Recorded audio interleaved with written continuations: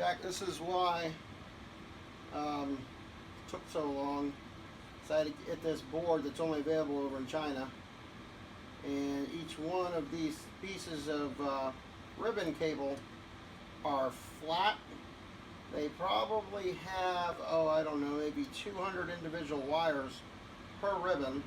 Let's see, we got 1, 2, 3, 4, 5, 6 ribbons that are on here. So I have to very cautiously and slowly go down the board here. And I got to remove each one of these ribbons.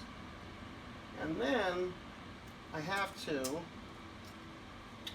re-glue these ribbons back onto a new board, which is over here to my right.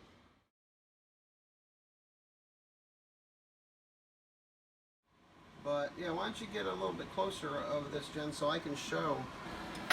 And you just go and you take a little bit of flux and put this up. Let me go ahead and just flux these cables up. And flux is F-L-U-X, not the other word it sounded like I was saying. And just run it on down. I got capped on tape on each side here, so even though it is getting hot, I don't have it at a melting point.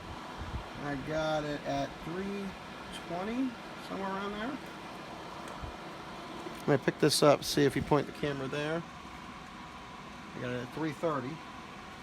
So just take this little metal guy and just slowly go. Let it heat up. See that, how I'm pulling it up?